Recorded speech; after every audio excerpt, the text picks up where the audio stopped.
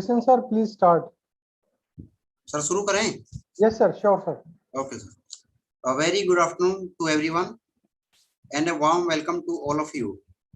As we have started an expert lecture series from this semester, and this is our fourth expert talk. So today we have with us Shri K Varshney, advisor and head of the International Corporation, Department of Science and Technology, Government of India. So the topic of today's talk is India's new science and technology policy. So with these words, I would like to invite Dr. Smith to introduce today's speaker. Dr. Smith, please. Thank you, sir. Thank you for your nice introductions. And so let me welcome our guest for today's lecture, Shri K Varshney. He is a scientific officer with Government of India from last many years, and he's working with the DST India since 1990, and he's Indian co-chair governing body in Indo-German Science and Technology Center and Indo-US Endowment Board and many others like Gita, USCIF, and many others. He is also Board of Research Studies member in Department of Geology in Aligarh Muslim University. He has started as counselor SNP, and he stayed like almost 3-4 years in Moscow, Russia. And during, if we go back for his education, he did his MSc in geology in 1984 from Aligarh Muslim University. And during that time, he has achieved a gold medal for securing first position. And his area of research during his stay in doctoral research at University of Delhi is Himalayan river systems, and like he has special attachment to Haryana, as he has already was a faculty in Kurukshetra University in 1990 before he joined the DST. So let me welcome our guest and our Professor Pawan Daya, our registrar, to welcome our guest for this lecture in our university online mode. Thank you, sir.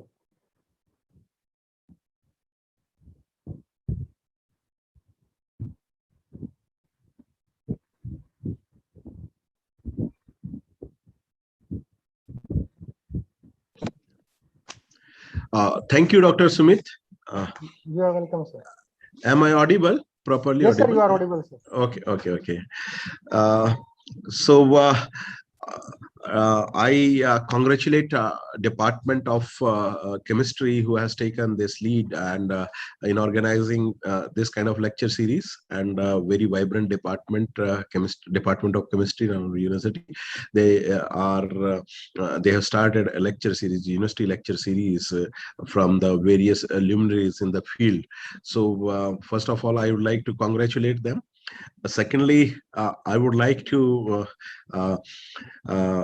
thank Professor S.K. Varshney for acceding to our request for delivering this lecture. In fact, the science and technology, this is a theme or the broad vision of our university. If we look towards, so these are the two areas on which our university is also focusing. And of course, on these two, the whole world is also converging. As far as science and technology is concerned, the government has come out with the science and technology policy, and that has been changed. And that third aspect which has been added to the science and technology policy is the innovation. So nowadays it is more like a science and STI policy, science, technology, and innovation policy. So because the focus of all the scientists and the engineers and the technocrats has to be on the innovations. So that's why the focus of the STI, the ST policy has been changed to ST to STI. Professor S.K. Varshney is a great, we can really say, expert to talk on this issue. We are like minnows on this topic, but I think he will deliberate more on this type. But with this kind of deliberations, our young researchers, students, faculty members, they will be definitely benefited by such kind of talks, and I hope they will give more active input in the science, technology, and innovations, all the three. Department chairperson and our senior sir, Professor BP Singh, he is also the part of this session. I think he's still like maintain his interest with the department, and of course in deliberations like this.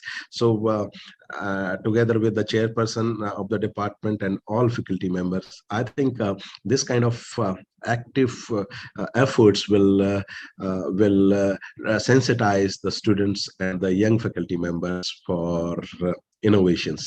So with these words, I don't want to stand in between Professor Varshney and of course the listeners. So I would like to thank you, sir, for acceding to our request, and I would like to congratulate the department for this initiative, and I further think and I further consider that they will take up this kind of lecture series in future also, and they will invite the expert of the stature of Professor Varshney in the future also. Thank you, ma'am. Thank you, sir. You are welcome, sir. Sir, let me add one thing more. Professor Varshney already visited our university few years back, and we were planning to have his lecture for science conclave also, but due to this COVID things, all things changed. And he has Good. special affection to our university. Even in his like international section, he always encourage us to apply for more fundings there. And I have said him to personally visit us when things becomes normal. Okay, Very thank you, Dr. Pawan. I welcome SK Varshney ji. Namaskar. And some of our students are attending the lecture through YouTube channel also. So the number of participants, I think we can imagine that there must be some kind of 30-40 participants through YouTube also. And that's why here the number is showing somewhat 24-25. So it's okay. Thank you, Dr. Pawan Daya. And now I think let us start the lecture, invited lecture, and I welcome SK Varshney ji. Please. Namaskar to everyone, and thank you. It's my pleasure to be back to Murthal, and as said by Sumit, I have been there, and I have a special attraction to soil of Haryana as I started my career from there. So that is the reason I always love. And today I'm going to talk about the draft policy on science, technology, and innovation, which is yet to be adopted by the country. But keeping in mind that what are the recent trends, we are working on it. And here there is something for everyone, not only for senior faculty, but also for young students. And remember, this is a consultative process. And if you feel something needs better elaboration, more clarification, or something has been missed, it could always be corrected since it is still in draft stage. But we are expecting it to be adopted very, very soon. Just to give you a broad idea, I hope you are able to see my screen. Yes, sir, we can see. It's visible, Yeah. sir. Yeah, okay, great. So this is the fifth policy which we have brought out. You remember immediately after the, can you see the pointer? Yes, sir. Okay. So immediately after the independence, we took some time, and you may remember the words of our Prime Minister, first Prime Minister, who said that scientific institutions are the temple of modern India. So keeping those spirit in mind, the first science policy was primarily devoted to cultivation of science and scientific research in all aspects.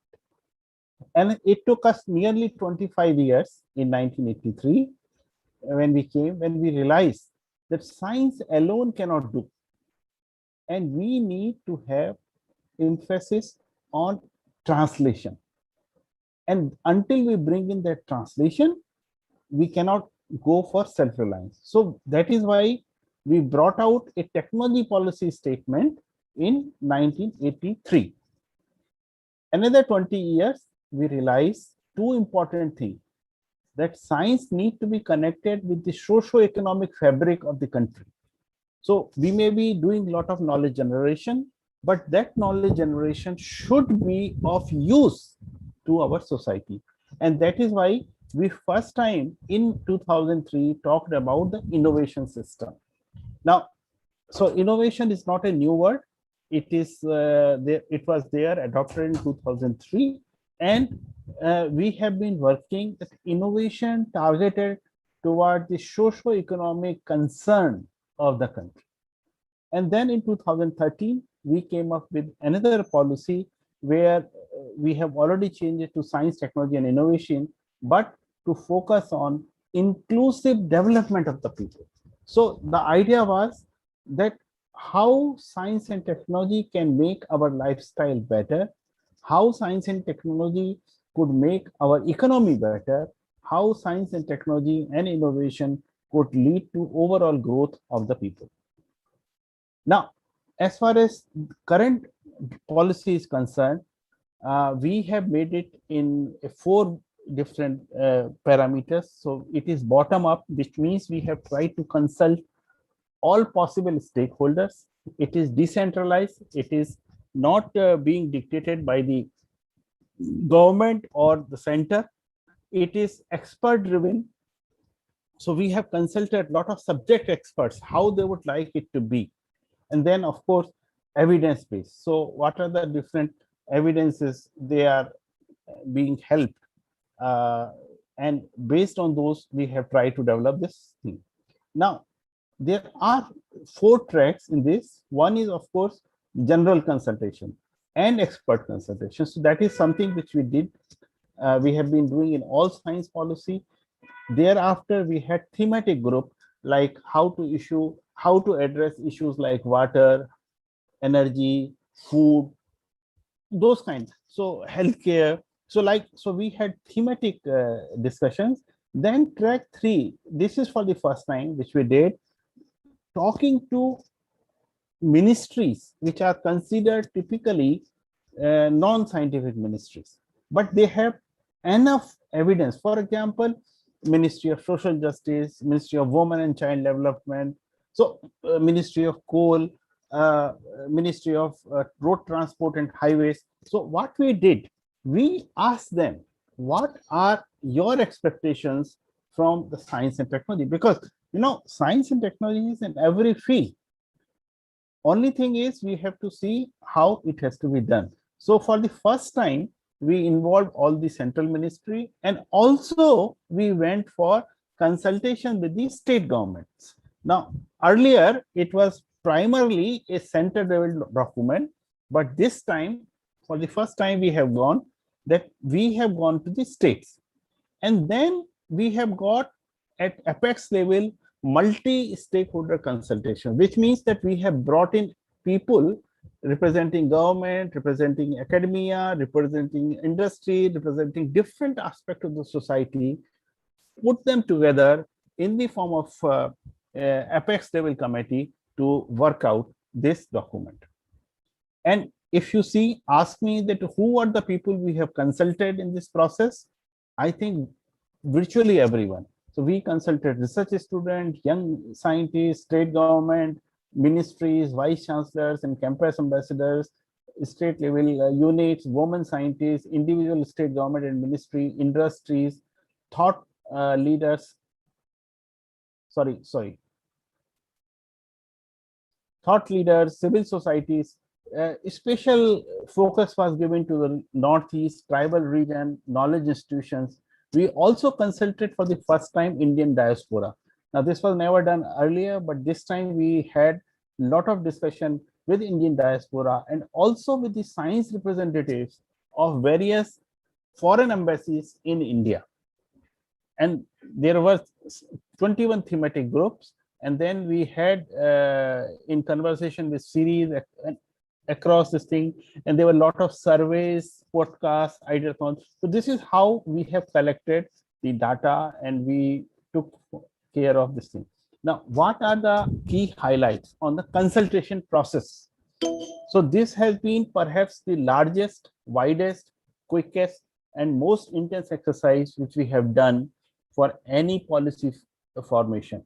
So nearly 300 consultation we did in a time of about 6 months, which involved 43,000 stakeholders and 1 lakh suggestion. Now, this is primarily done in the COVID time. So most of it, or rather 99% of it, is all done virtually. And only the last minute processing or formulations or consolidation, that has been done in person, but all other consultations, suggestions, that has been done virtually. Second, it is the first policy which is where we have involved Indian states and Indian diaspora in pre-draft processes.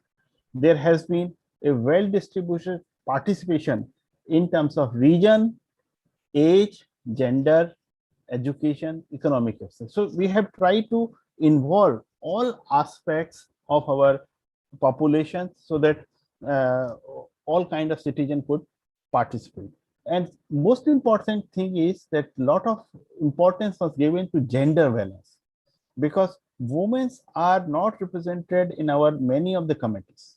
So here we made it sure that in all committees, all groups, all purposes, we had women who are actively participating in these processes, and nearly 40% of the members were women.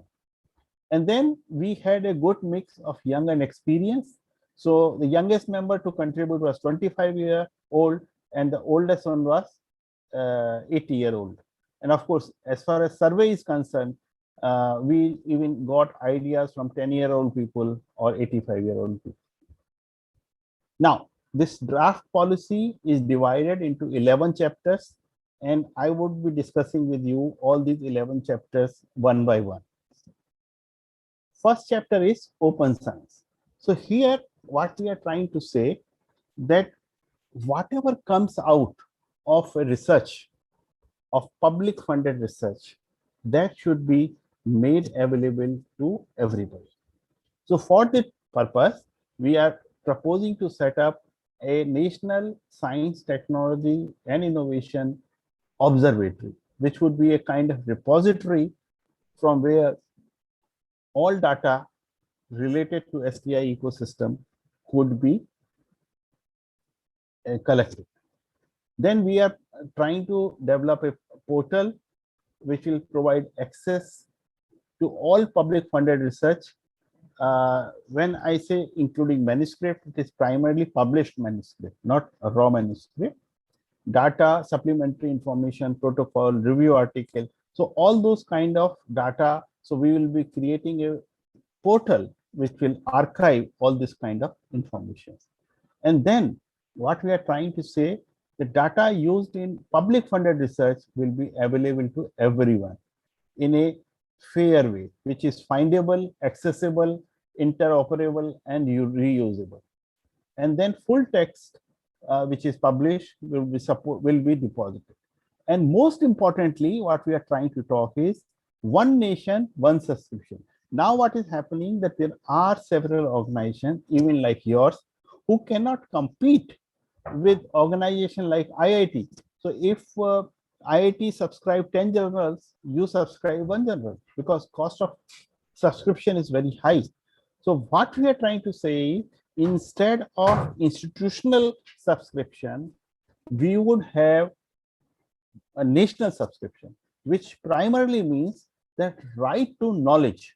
So whatever is already available in public domain anywhere should be available to the students studying in Murthal or IIT Bombay or IIT Guwahati or Tezpur University. So idea is that we should not worry, we should not deprive researchers of the available knowledge. Second chapter is devoted on capacity development, and this is again quite of importance to all our youngsters and faculty. Now, you may remember that India adopted new national education policy last year, and there we use the term higher educational institution or HEIs. So what we are trying to do is that if we could convert research excellence framework for HEIs, which means we could provide them taking thread from the education policy, we are now looking for holistic, dynamic, and responsive research base across the full spectrum. So that is what we are trying to do. Secondly, we are trying to do that we are coming up with the concept of engaged university, so that if there are universities which are conducting interdisciplinary research involving science and technology and social science-based intervention for the community. So if that could be done, that would be another thing. Third thing, we would like that these HEIs should be developed into innovation and entrepreneurship centers. And for this purpose, what we are trying to do is that we would be forming clusters, and the cluster would be having local academic and research institution, industries, micro size or small and medium enterprises, startups. So if all of them come together and collectively they work on certain theme, certain aspect, that would be a development of innovation and entrepreneurship center. And then, of course, we would like to see how we can create teaching learning center in both urban and rural areas for upskilling of research of faculty members to enhance learning experience and engagement for effective outcomes. We are also trying to work out collaborative research centers where all MSME, startup, R&D institution, and our higher educational institution could work together. We are also trying that if our labs, research labs or R&D institution could be converted into research universities. So what we are trying to do is that to create linkages between research and education to enable effective utilization of research infrastructure. We are also trying that these institutions, R&D institutions, should be connected with some of the academic institutions so that there is a direct flow of a student both ways. And in terms of facility, of course, institutions are much richer and universities are much richer in terms of human capacity. So if we could make a good use of it, we can go for it. Then we are trying to establish independent and professionally managed self-sustaining equipment infrastructure. So what we are trying to do is that there are many equipments which are very, very expensive, and it may not be possible for one institution to support it. So idea is if we could create many such facilities, say 10 or 12 such facilities, and these facility provides equipment for variety of users to its users at differential rate. For example, if there is a research scholar or a research student, for him or her, it should be provided at the lowest rate. And then the moment it increases, just 1 minute, I have to take a call, just 1 minute. Okay, sir.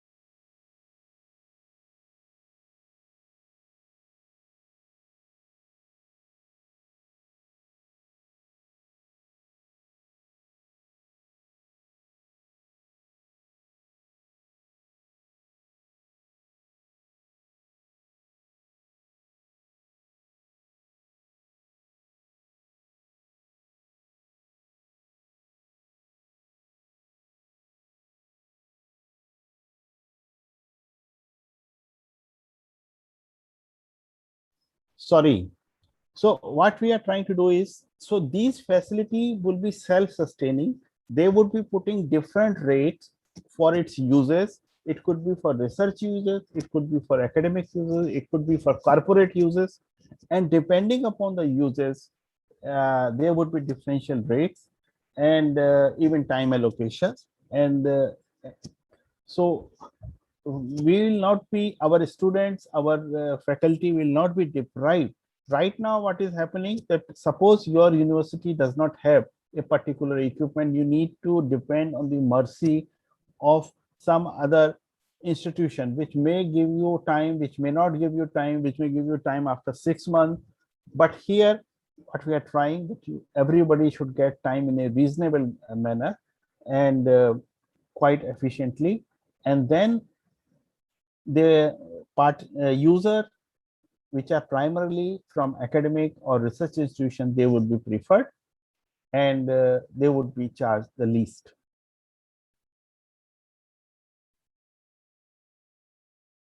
Just a moment, I think it is just held up.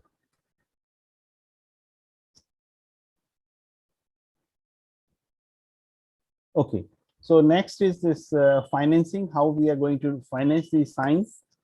So what we are trying to say, because we have realized that each department in the government, whether it is central government, state government, public sector, private sector, they have to have some STI unit with some budget. Because you take any activity, for example, Ministry of Jal Shakti, they are dealing with water. Water has so many research issues. It has so many implications on socio-economic conditions, but they are not putting in any money on research on water. So what we have suggested, that ministries, any ministry, Ministry of Textile, they should put in money for the research, because textile requires a lot of improvement. We have seen how even in current times, various kind of masks have come in the market. How are they coming? They're coming because of constant research being supported. But contribution of those ministry is not there. So what we are looking for is that we would have some earmark budget for all these activities in each ministry and in each state. That is what we are trying. Also, what we are trying, that we will have partnership between the domestic, private, small and medium enterprises and startups and public sectors, including HEIs, to work on projects aligned to national needs and priorities.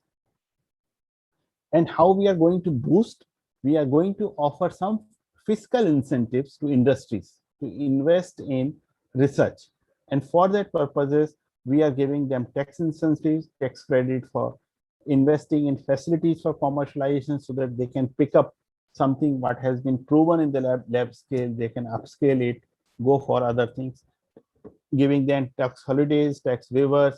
So different kind of schemes which we are offering them in terms of financial incentives. We are also giving our own financial support to industry, especially small and medium enterprises, for pursuing research through innovation support schemes.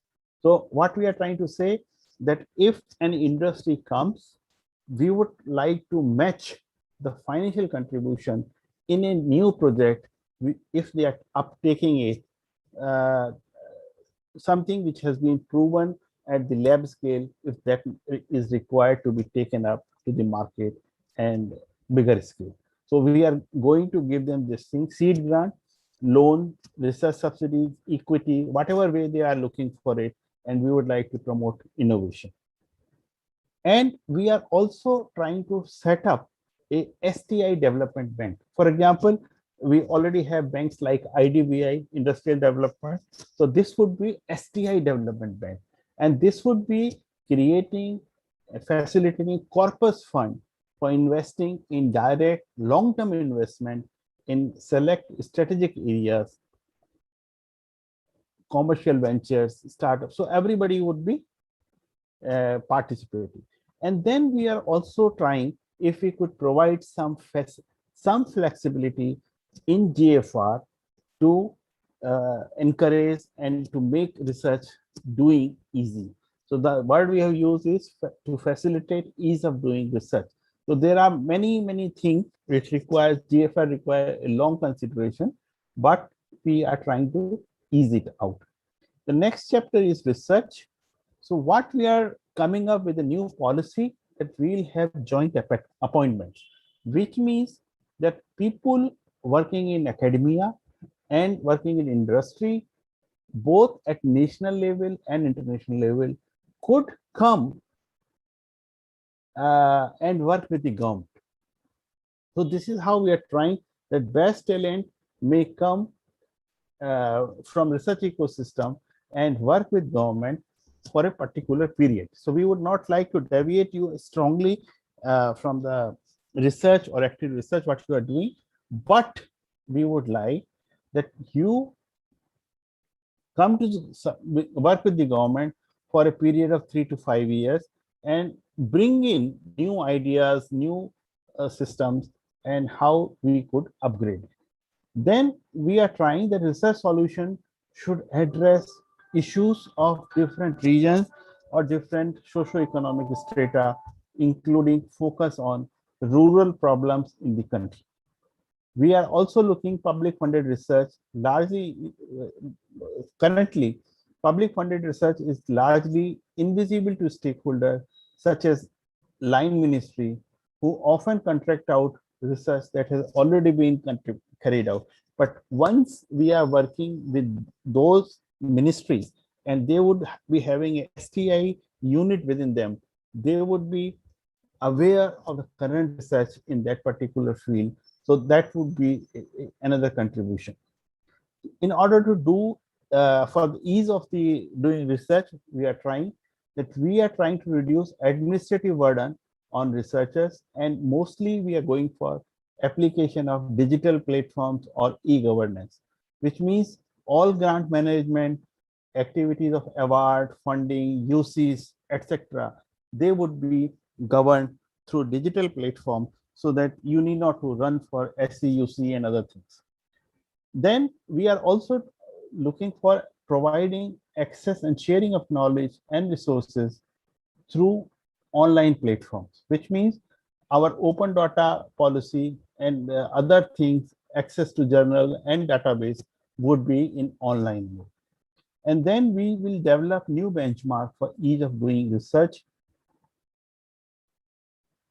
Sorry, we will be developing new benchmarks for ease of doing research, so that research activities are adequately funded and they are less bureaucratic, and accountability in both directions for the ministries and also for the academia or industry or R&D labs. The next chapter is on innovation and entrepreneurship. So what we are trying to do is we are encouraging that to develop institutional architecture for integrating traditional knowledge system and also for growing innovation into overall education, research, and innovation. We are creating avenues for collaboration between grassroots innovators and scientists. What is happening that in our country, there are a lot of knowledge in the certain families, which pass on to their generation next. But those knowledge are not properly documented and scientifically validated. So what we are trying to do is that we are going to support those grassroots innovators. We are going to help them in documentation, registration, claiming of IP, filing of patent, and any legal claim with the help of HEIs. And then, of course, we are trying that if across the country, we could have theme-based distributed virtual incubators and accelerators in different part of the country. The next thing is chapter is on technology development and indigenization. Here, what we are trying to do is first, we would be promoting our own indigenous technology. Now, this is just to give them advantage that if there is a marginal advantage, marginally our technology is inferior to a foreign technology, even then our industry should pick up in indigenous technology. Similarly, we are trying to identify what are the key products or key components which we are importing presently and can we manufacture them in India. So for that, we would like to develop product-based research in the format where industry and academia could collaborate. And of course, existing mechanisms would be strengthened to bring in industry to help bridge the gap from lab to indigenous manufacturing capacity. We also propose to strengthen India's local R&D capability in production of technology that are largely being imported. So new infrastructure would be set up, existing mechanism would be strengthened to adapt existing technology to suit the local needs. And then we are going to give policy posts for development and deployment of sustainable technology to address major socio-economic challenges and changing aspiration of the people. And we are also going to create a strategic technology board, which will act between different strategic departments and monitor and recommend technology to be bought or indigenously made in the strategic departments or in private sector or in academic institution in line with self-reliant India. And for this purpose, we will create a fund which will encourage private sector and HEIs to develop strategic technologies. And of course, we are working how the spin-off technology coming from this strategic technology development could be used for civilian purposes. So mission-oriented projects and technology developed for strategic sector for startup, government to commercialize this. And we'll set up a review group under the guidance of this board, which will decide which technologies are suitable for such transfer, possibly with involvement of appropriate industries. Then next chapter is on equity and inclusion. And this is primarily focused how we can bring in various stakeholders and provide them equal opportunities. Because what is happening in our system, how it has evolved over the period, there have been certain exclusion, which we would like to convert into, bring them into the mainstream. So there are people from remote area, marginalized communities, differently able group, and even on gender-based women, because they are somehow not part of the main workforce. And a lot of women researchers are now being there, but they are not in the leadership position. So idea is that we should bring in more and more, and also encourage that talented women researchers could go into leadership position. We are also, when we are talking about gender equality, we are also talking about LGBT, how we can bring them in and how they could do research. Just 1 minute.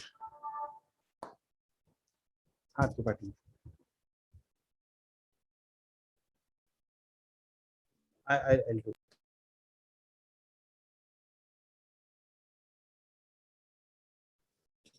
And then we are talking about differently able individuals, including Divyangjan or physically challenged or visually impaired or even mentally challenged people, how we could bring them in and how institutions could make structural and cultural changes for supporting such groups.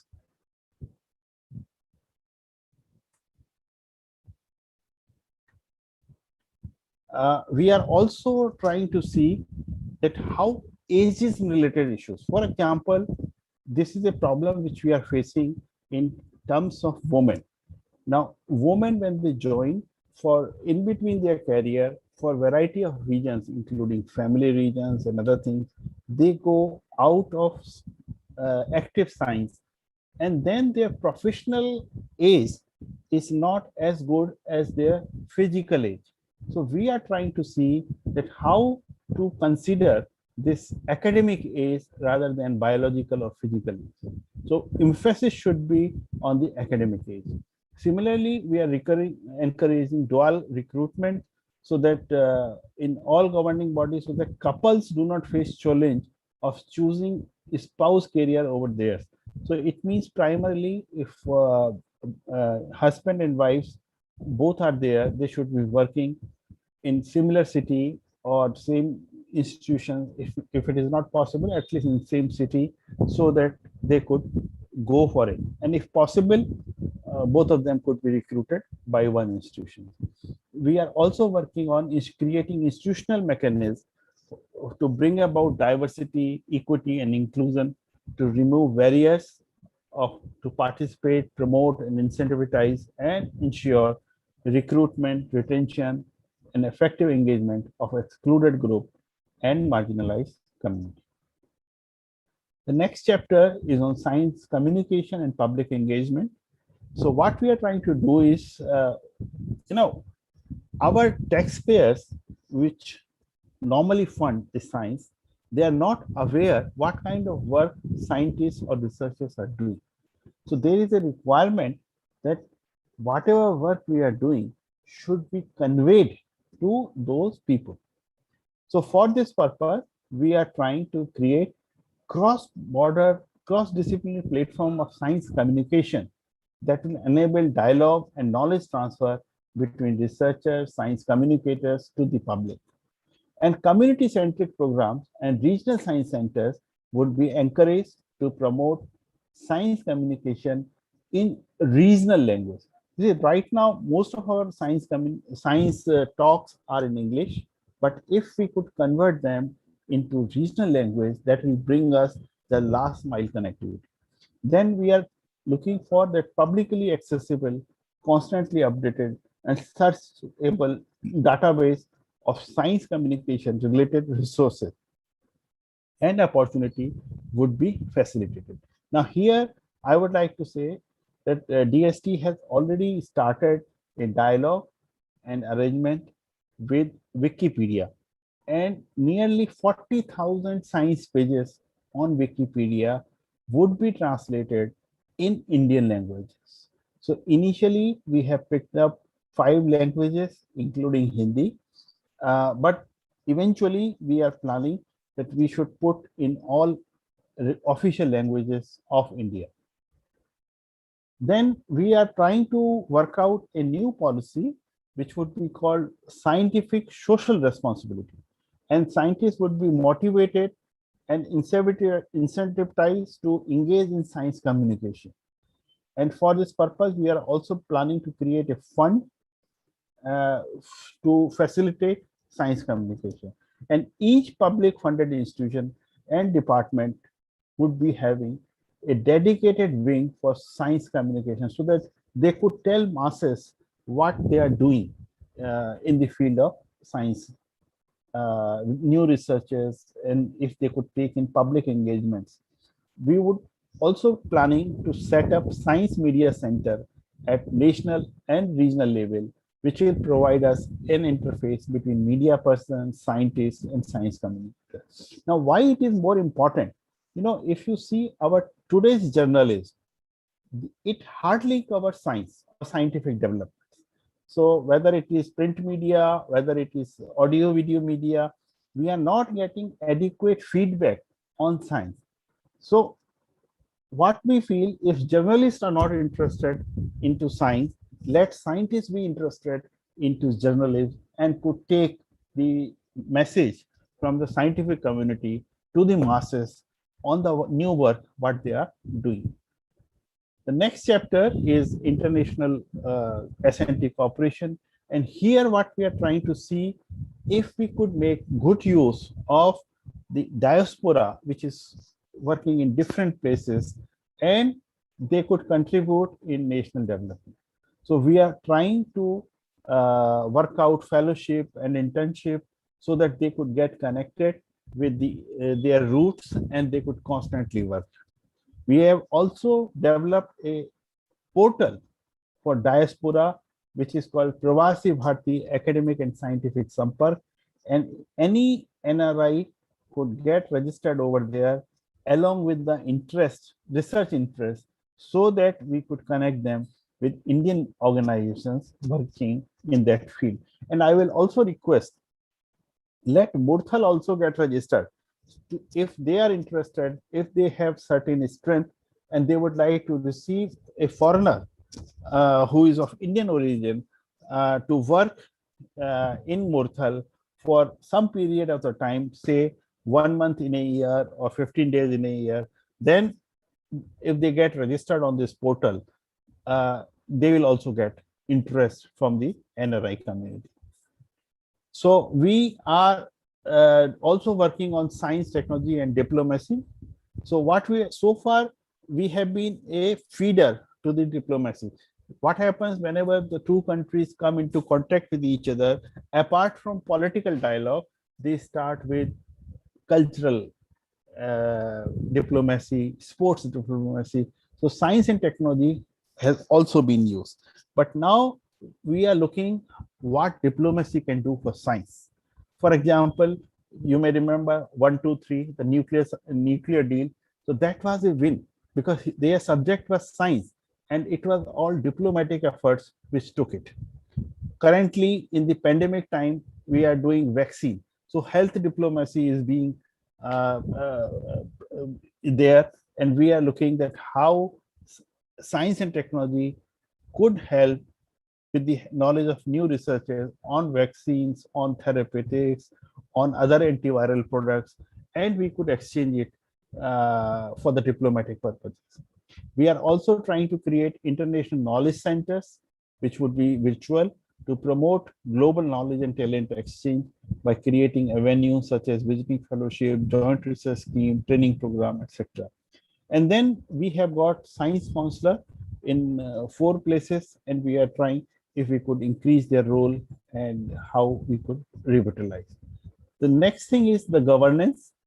So what we are trying to say that since we are trying to bring in several ministries of the government, so we would create a STI governance mechanism which will integrate all these integrate all the research directions by building synergy and improving coordinations in various ministries to strengthen national STI ecosystem. We are also trying to work out in mechanisms how we can work with various Indian states. So for that purpose, a center state and interstate governance would also be created. And what we are trying to do is, as mentioned in the education policy also, that we are trying to bring in National Research Foundation, which will facilitate and simulate, coordinate R&D activity across the sectors. So a new organization is being created. And then we will also having a research and innovation excellence framework based on international benchmark, which will be formulated to ensure cohesive and transparent evaluation of all kind of research and innovation. We would be developing metrics to evaluate and recognize outcome and impact of research what we are doing, specifically that how relevant they are to Indian need, whereas they are maintaining the international competitiveness. We are also trying to recruit professionals in the scientific ministry. So as I said, we will bring in people from academia and industry, and then we would be doing capacity development effort for research and innovation through establishment of capacity building authority, which will help us in planning, designing, implementing, and monitoring of capacity building program at national and state levels. The last chapter is on the policy governance. So what we are planning to say that we'll set up a STI Policy Institute with strong national and international connect to serve all aspects of policy governance.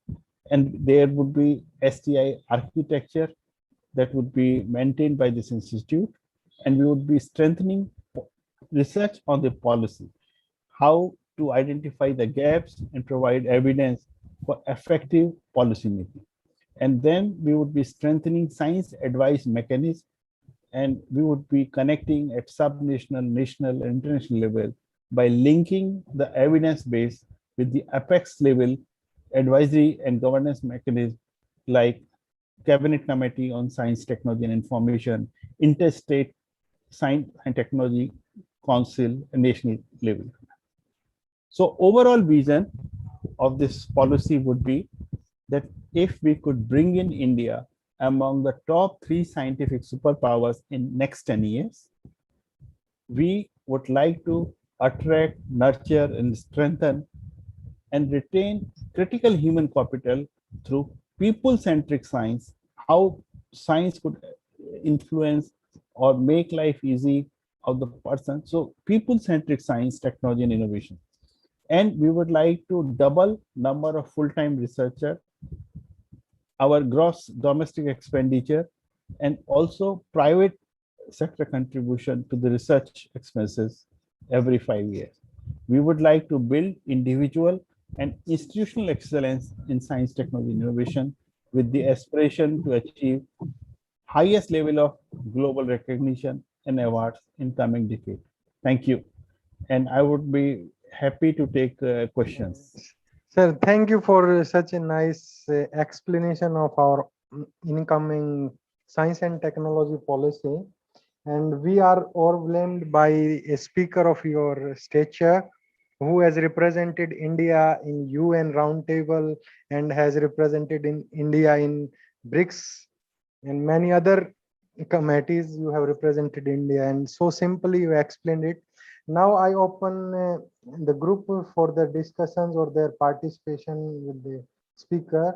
Now participants can unmute themselves and they can ask their queries or they can discuss if they have any.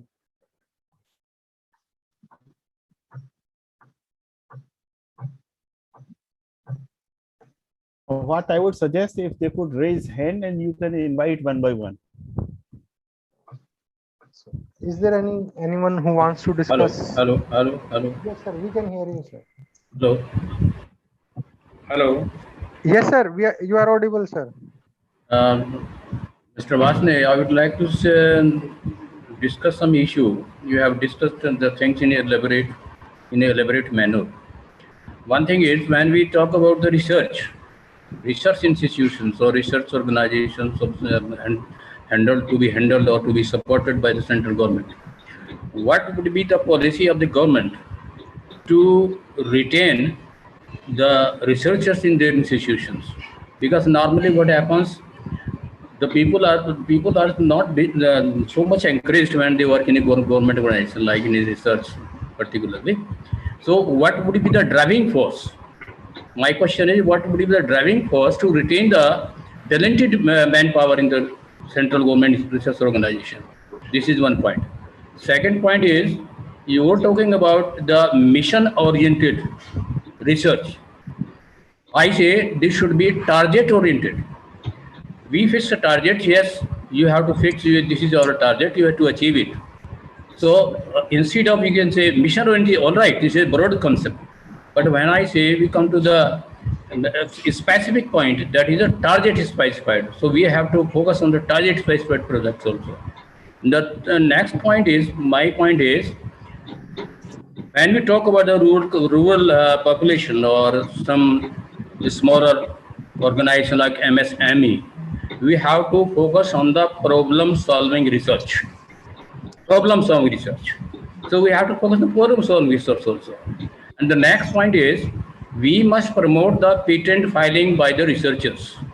So we have to develop some incentives for the people who file patents. So this will be in a way the driving force for the researchers, right? Sir? So these are my points. Thank you, sir. I think these are all good points.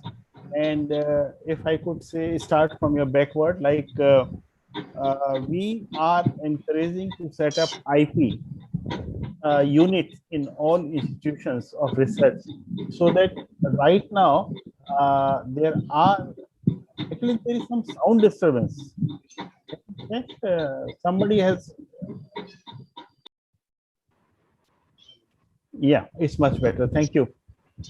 So we are trying to set up this IP unit in all research institutions, so that right now, you know, the way we have been trained, that our faculty feels comfortable in publishing the results of their research, and they are not fully aware how and what is patentable, how to protect the IP, because that has not been in the culture.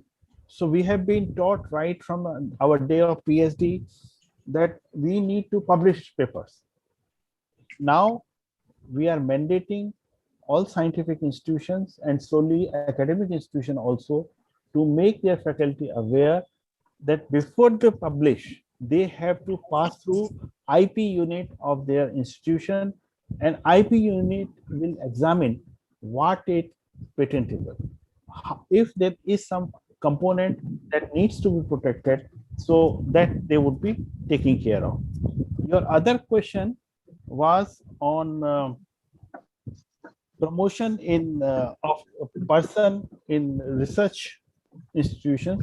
So that we are constantly trying. You see, of course, there are some migration that people are migrating from research institutions to industry or to some other organization.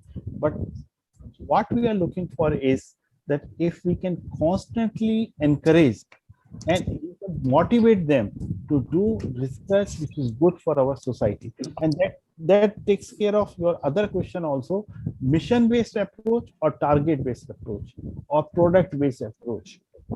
And whatever we are doing, the idea is our research should be good for our own society, even though it should be competitive, internationally competitive, but it should be solving, it should be easing out our life, it should be making India more and more dependent on the new research. So that is what we are looking. Battery में है कोई बात नहीं अच्छा वो बता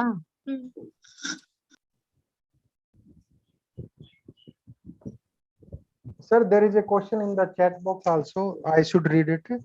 Yeah. There is a student, his query is basically less than 4% Indian have technical, cognitive and language skills required for startup, and 3% have new age skills of AI, machine learning and data science.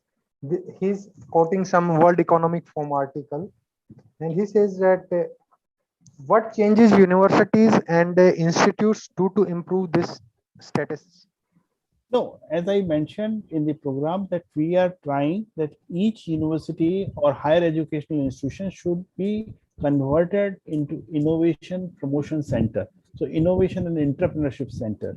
So for that purposes, we are encouraging them to develop incubation facility within their campus.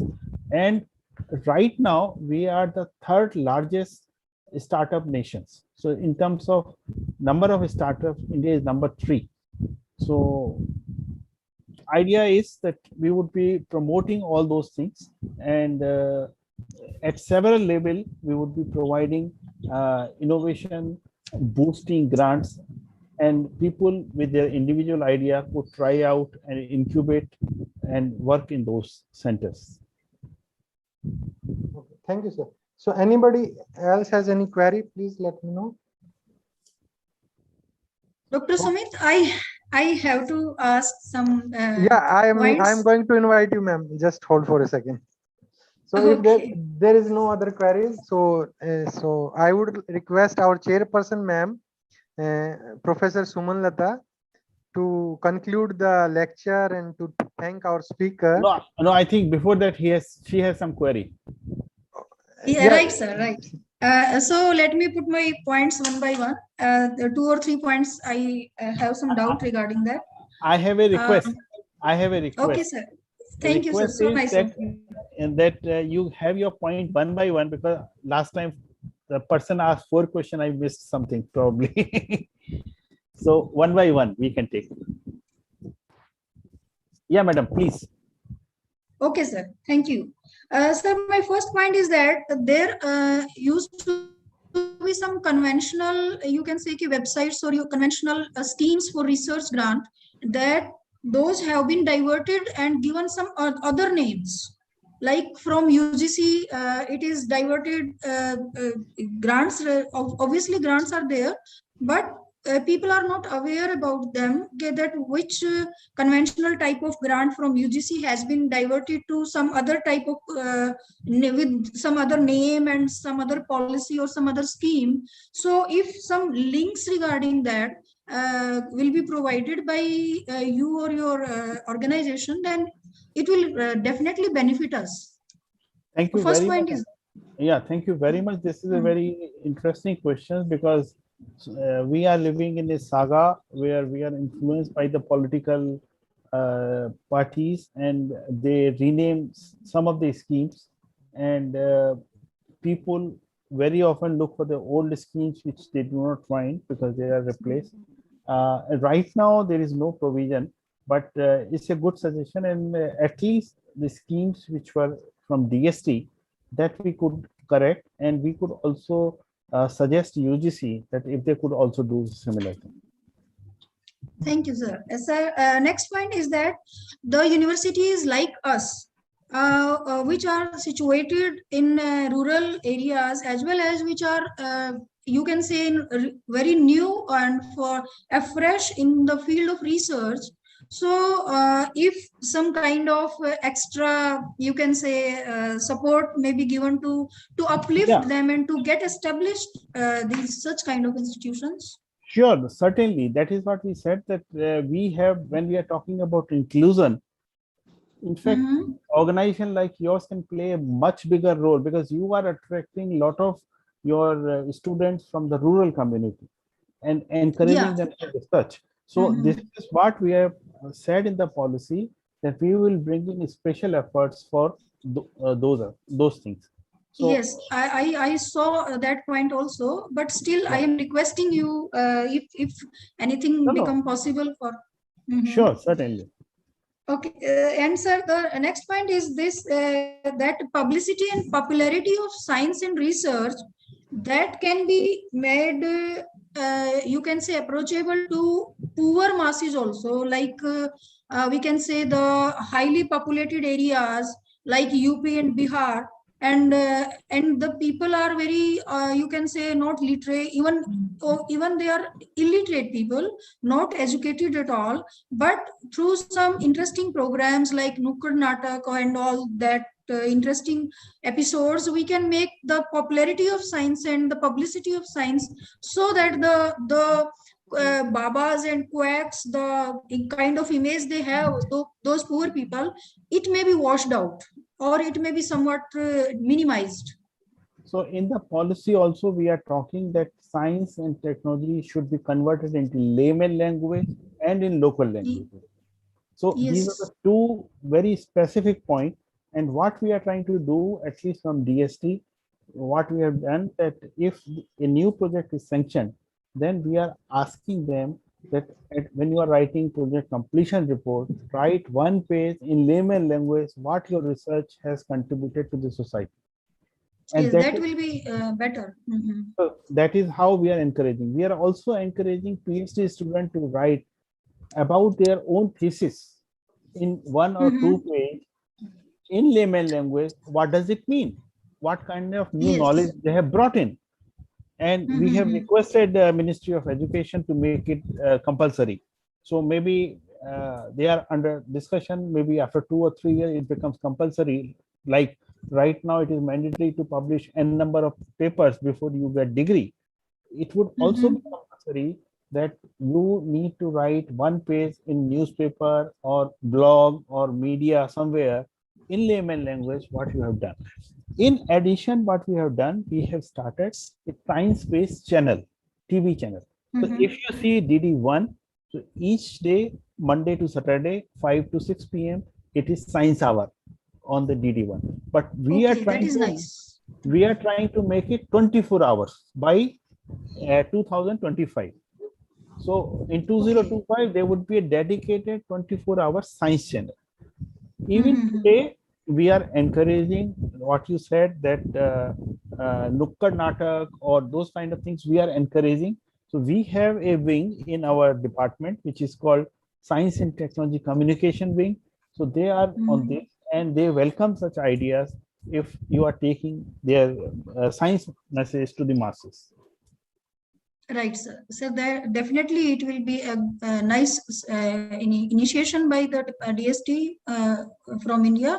And moreover, my last point is that just like in abroad, we see that the people who are, you can say, cream in the field of research, so they have been, or they are given the opportunities till long during their later age also. Around this, like if we talk about Good Enough, who got Nobel Prize in battery field, material science last year. So he is 92 years old. So can we have some kind of scope here also? It's a question more of social fabric of the country, because it is how do you follow. In several countries, as you have mentioned, that as long as you are physically and mentally healthy, you can come and work. But in Yes, our that country, is the. in our country, there are certain numbers which we have put in, that at this age you get retired, and after that it depends between you and your employer if they would like to retain you or not. So Right. we have some other issues like employment, and all the governments are faced with this challenge, that how to address issue of employment.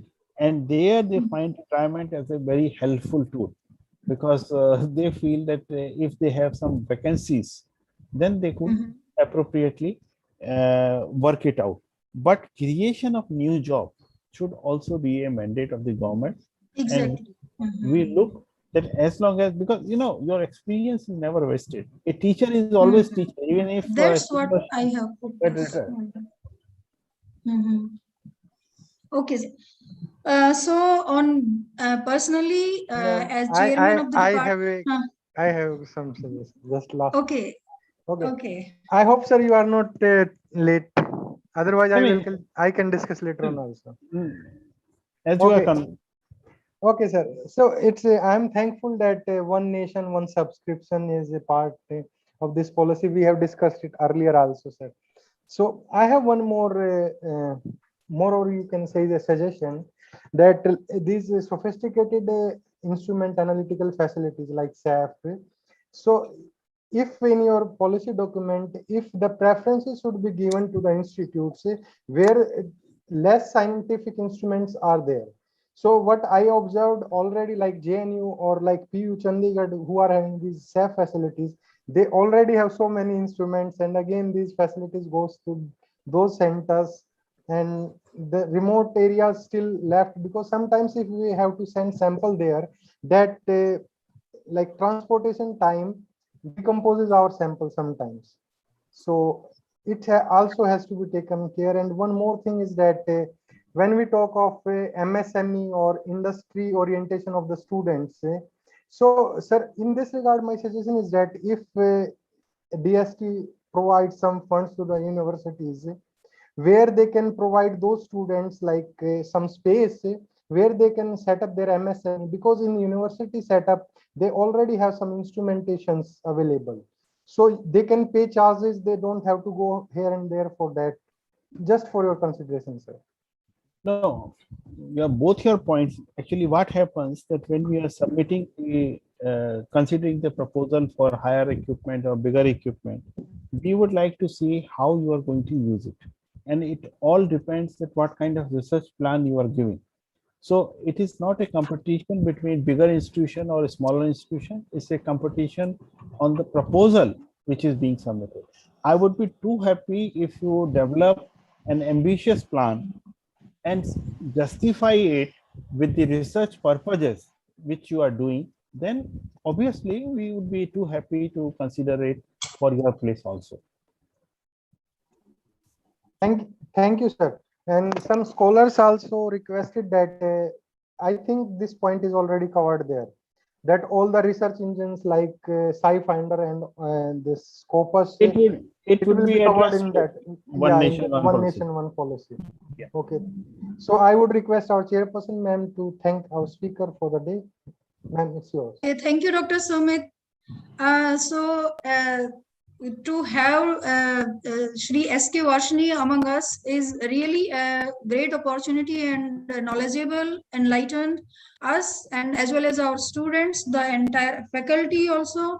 And even I really feel enlightened by looking at the new this STIP policy, which is new science and technology, and it has encompassed and entrapped many you can say many marginalized areas also, and many unnoticed areas also in the new science and technology policy.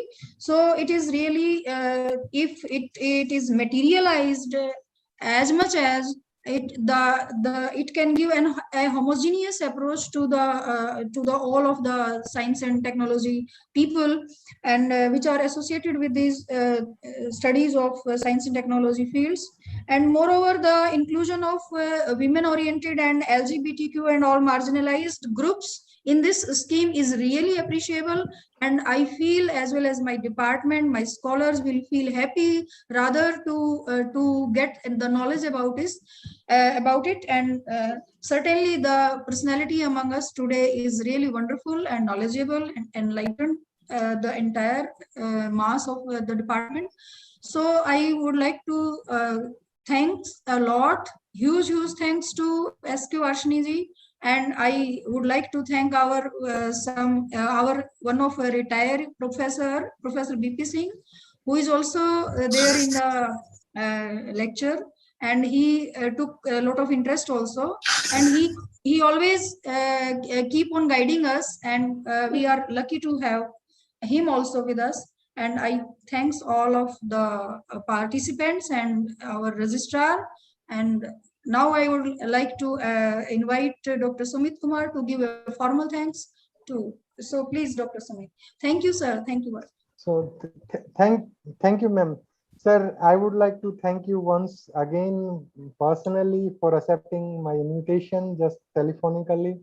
And I can see now you are better from last time we talked after COVID recovery. And I also would like to thank Professor Ashok Sharma and our other faculty members who joined this meeting on a short notice. And I'm also thankful to our computer guy who managed all this meeting and all these things. And special thanks to our chairperson, ma'am, and Professor B.P. Singh for their guidance and support, and our worthy registrar.